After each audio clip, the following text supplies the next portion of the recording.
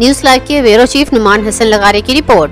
मीरपुर खास में district football heroes league championship मुनक्कद कराने के सिलसिले में गामा स्टेडियम में मुशावरती इजलास। फुटबॉल क्लब मीरपुर खास के सेक्रेटरी मोहम्मद सईद ने इजलास की सदारत की।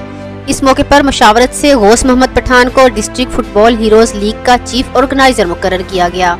मीटिंग के शुरुआत ने मैच कराने के सिलसिले में शमा ग्राउंड सैटेलाइट टाउन का मुआयना किया।